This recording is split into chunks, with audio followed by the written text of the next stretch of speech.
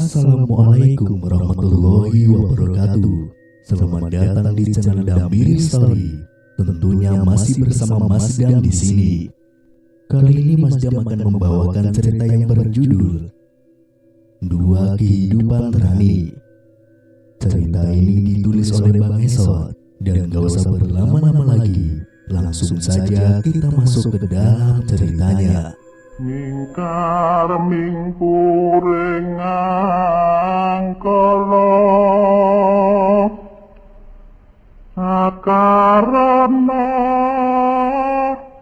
karena marti siwi.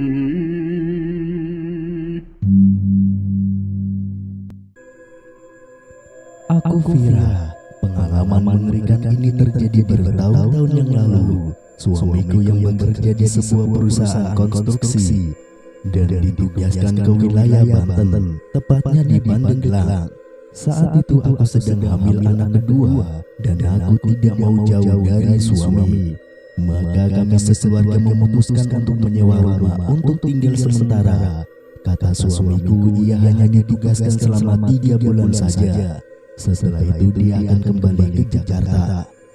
Lumayan sulit untuk mencari rumah sewa di sana, hingga akhirnya suamiku menemukan sebuah rumah yang nyaman dan cukup besar di Kampung Langan Sari.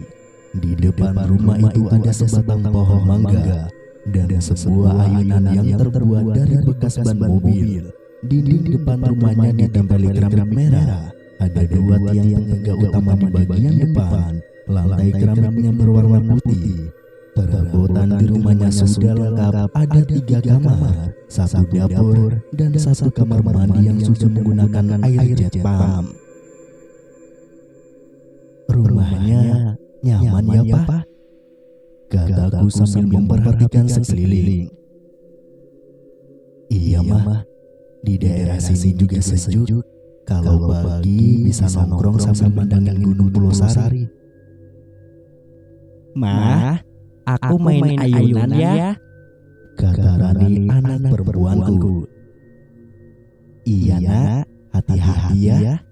Aku mengelus rambutnya. Tepat di depan halaman rumah memang terpapang jelas Gunung Pulau Sari yang menjadi ikonnya Pandeglang. Betul kata Pak Andro. Dulu yang pernah sewa di sini juga merasa nyaman Pak. Kata Pak Kisur orang yang punya rumah. Kebetulan dia memiliki 2 rumah di kampung itu. Jadi yang satunya selalu dia sewakan. Oh ya Pak, silakan isi 2 kamar ini. Sementara kamar yang paling ujung, nah yang itu kamarnya saya kunci karena masih direnovasi dan belum selesai. Ia menunjuk sebuah kamar yang dekat dengan dapur. Oh, iya Pak, gak apa-apa, timpal suamiku. Kami memeriksa semua ruangan rumah itu dari mulai ruang tamu sampai ke kamar mandi. Semuanya terawat dengan sangat baik. Sebuah kamar yang dekat dengan dapur terkunci dengan rapi, dan aku tidak pernah curiga sedikit pun kalau kamar itu telah akan membawa petaka bagi keluargaku. Suamiku sering pulang malam karena lembur. Malam itu dia menelponku meminta dimasakkan nasi goreng. Rani, anakku yang berumur 5 tahun sudah tidur pulas. Jam dinding menunjukkan pukul 11 malam saat aku sibuk masak nasi goreng di dapur. Dan tiba-tiba seseorang mengetuk pintu. Kulihat dari balik tirai jendela ternyata suamiku. Pak, baru aja aku selesai masak. Aku mencium tangannya. Wanginya. Dia mengenduskan hidungnya. Segera kuhidangkan nasi goreng di atas meja. Mas Andro makan dengan sangat lahap. Ada kecap gak Mah? Tanya suamiku. Oh, ada kok Pak. Setelah aku serahkan botol kecap padanya, tiba-tiba HP-ku berdering di kamar. Sebentar ya Pak, ada telepon. Kurai HP-ku yang tergeletak di atas kasur. Halo, telat pulangnya. Aku masih ada urusan di kantor nih, Ma. Mama gak apa-apa, tidur aja dulu. Nanti aku bangunkan ya. Bukankah barusan suamiku sudah pulang? Lalu siapa sekarang yang makan di dapur? Jelas-jelas kuliah dia adalah suamiku. Aku sangat mengenalinya, bahkan bau parfumnya pun sama. Sebelum ku jelaskan apa yang sedang terjadi, telepon langsung terputus. Mungkin karena sinyalnya jelek, suara sendok yang beradu dengan piring dapat ku dengar jelas. Dia masih di dapur makan dengan lahapnya. Ma, ambilin air minumnya dong. Ngapain sih di kamar, Ma? Papa haus nih. Aku beberapa kali menekan nomor telepon suamiku, tapi tetap tidak dapat tersambung. Ma, Mama. Suaranya sekarang berubah, bukan lagi seperti suamiku, lebih menyerupai suara kakek-kakek. Sambil ketakutan aku mengintipnya dari balik pintu kamar.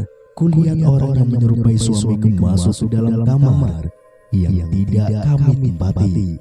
Aneh, aku tahu betul kamar itu dikunci, tapi kenapa lelaki itu masuk dengan mudahnya? Kulihat bagian bawah kakinya. Astaga, kedua kakinya tidak menyentuh tanah. Keesokan harinya aku dan suamiku mendatangi Pak Kisur. Kepadanya kami menceritakan kejadian semalam. Kami mau lihat ada apa di kamar itu, Pak. Boleh. Pak Kisur tersenyum ramah. Yang membuka kamar itu memang benar katanya. Ruangan itu masih direnovasi. Keramiknya banyak yang pecah, dindingnya retak, langit-langitnya pun bolong. Ruangan itu kosong, tidak ada apa-apa. Semalam istri saya didatangi setan, Pak. Mana istri saya lagi hamil tua? Nada bicara suamiku meninggi. Waduh, setan. Iya, Pak Kisur. Dia menyerupai suamiku dan masuk ke dalam kamar ini. Selama ini tidak pernah ada setan di kampung kami, Pak. Barangkali karena Bapak itu pendatang. Lalu bagaimana cara mengusirnya, Pak? Banyak berdoa saja, Pak. Pastikan istri Bapak jangan sering melamun, sebab setan sangat mudah merasuki orang yang melamun. Oh ya, Bapak gak usah khawatir. Saya akan bantu usir setan itu. Caranya, nanti sore saya akan kesini lagi, Pak. Saya harus lakukan beberapa ritual terlebih dahulu. Sorenya Pak Kisur datang lagi ke rumah. Ia membawa garam yang dibungkus plastik putih. Ia menaburkan garam tersebut ke seluruh ruangan rumah. Bibirnya bergumam membaca mantra yang tidak bisa kudengar. Bukan hanya sekeliling rumah saja, tapi juga halaman rumah. Aku benar-benar tidak menyangka kalau Pak Kisur ini ternyata sakti juga. Dari penampilannya dia seperti orang biasa. Ia sering menggunakan sarung dan baju partai yang sudah lusuh. Juga tidak ketinggalan peci hitam yang sudah kemerah-merahan karena dimakan usia. Setelah garam ditaburkan, ia duduk bersila di belakang rumah. Aku dan suamiku menyaksikan dari balik pintu jendela dapur. Butiran menyan dibakar hingga asapnya mengepul. Pak Kisur lalu berdiri membelakangi pandanganku. Kulihat Pak Kisur tertunduk. Sesekali ia berbicara seperti ada seseorang yang sangat ia segani di hadapannya. Samar-samar ku dengar ia mengucapkan sesuatu. Nuhun, Pak. Nuhun. Tutur Pak Kisur sambil mengangguk. Kemudian ia duduk sila kembali membakar menyan dan menaburkan garam ke sembarang arah. Aku penasaran dengan siapa ia mengobrol. Sesaat kemudian ia menghampiri kami sambil tersenyum. Bagaimana, Pak? Tanya suamiku. Aman, Pak. Makhluk gaib itu tidak tidak akan lagi mengganggu keluarga Bapak. Aku mengembuskan nafas lega mendengar penjelasan Pak Kisur. Saat itu aku berharap tidak akan ada lagi kejadian mistis di rumah itu. Namun pada suatu pagi, saat aku hendak menyapu halaman rumah, kutemukan banyak kembang kantil berseret di sekeliling rumah. Dilihat dari bentuknya seperti masih segar, barangkali seseorang menaburkannya tadi malam. Aku mulai khawatir lagi. Aku takut hal-hal ini menjadi pertanda buruk. Aku sangat terkejut saat melihat kembang kantil bukan hanya berseret di halaman rumah, tetapi juga di dalam ruangan. Aku berusaha menyapu kembang-kembang itu, dan yang paling banyak kutemukan di bawah ranjang rani, yang membuatku semakin khawatir saja. Mah, kok rumah kita banyak sampah sih? Rani terbangun dan menghampiriku.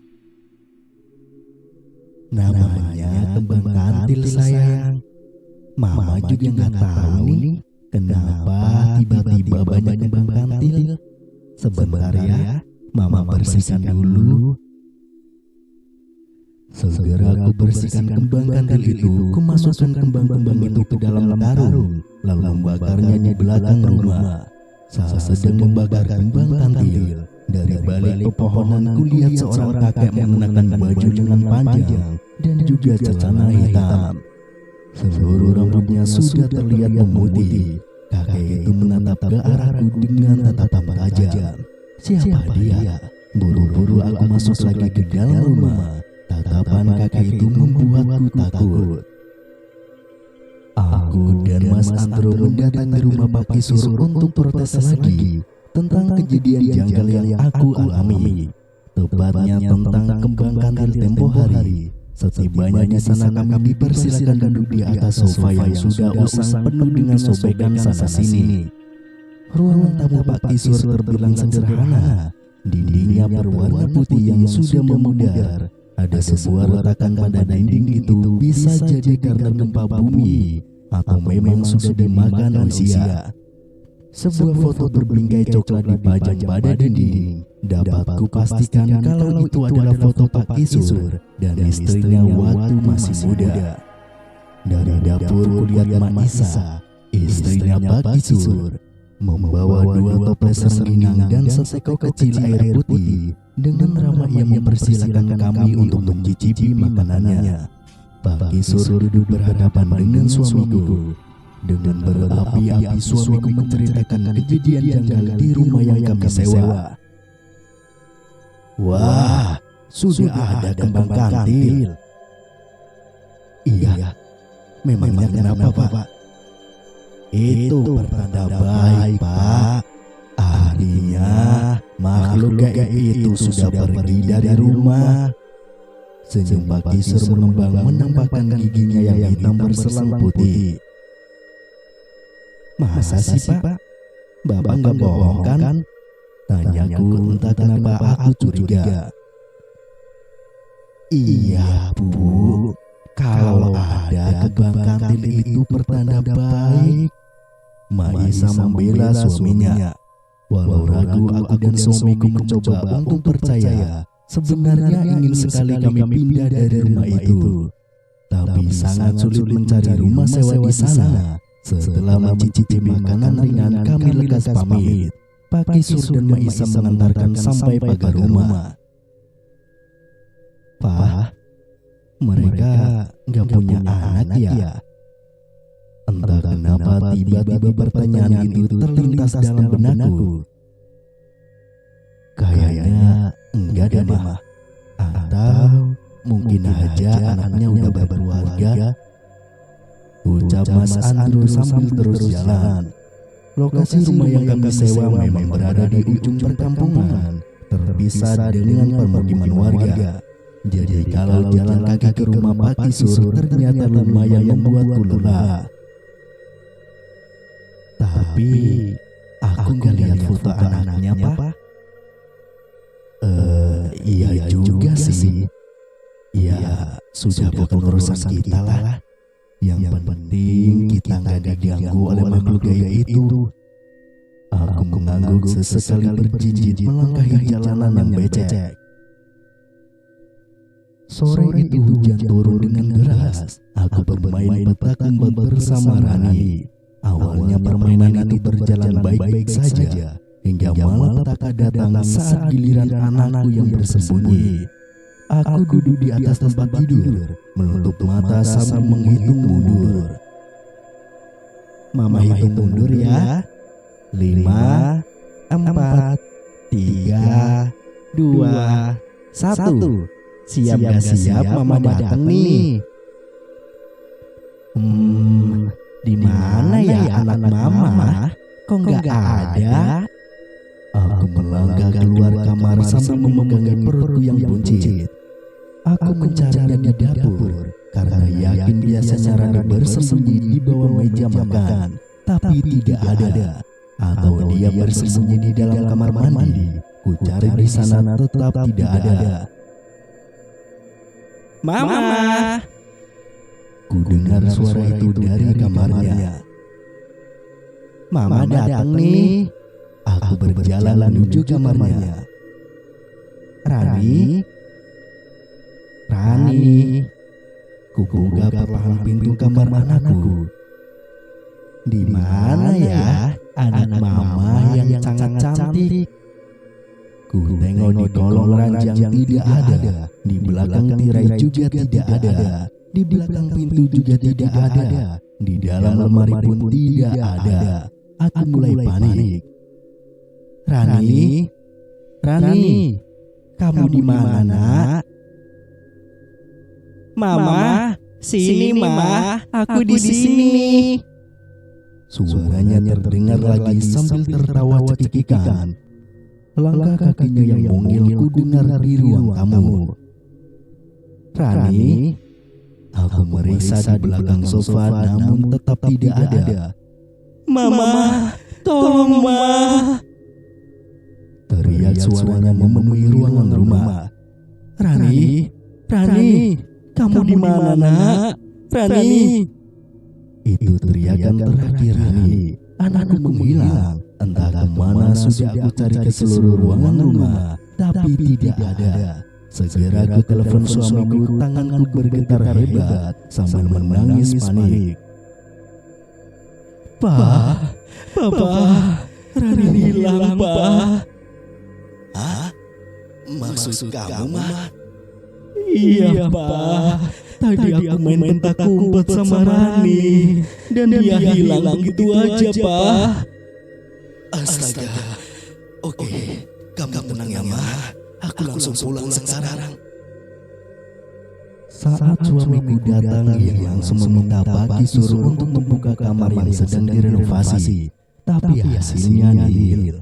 Rani tidak ada di dalam sana. Aku menangis dan sangat panik. Aku takut tidak dapat bertemu lagi dengan anakku. Aku mau lapor polisi, ujar suamiku.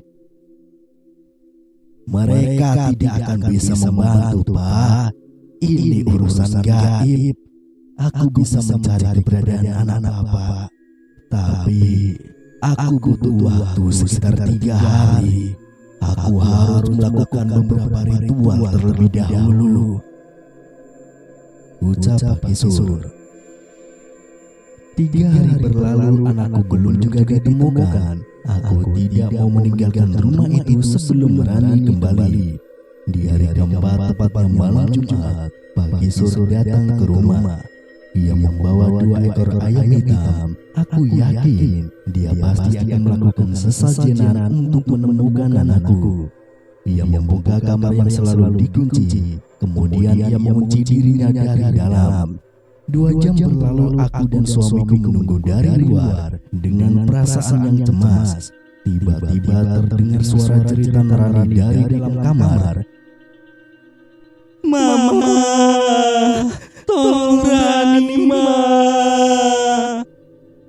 Rani, Pak Kisur, buka pintunya, Pak. Pak, cepetan buka pintunya, Pak. Suamiku menggedor-gedor pintu kamar itu, namun tidak segera dibukakan oleh Pak Kisur. Sesaat kemudian Pak Kisur muncul dari dalam kamar sambil membopong Rani. Rani. Aku tidak berhenti menangis melihat kondisinya yang sangat lemas. Tidak ingin kejadian serupa menimpa kami lagi. Aku dan suamiku memutuskan untuk kembali ke Jakarta walaupun tugasnya belum selesai.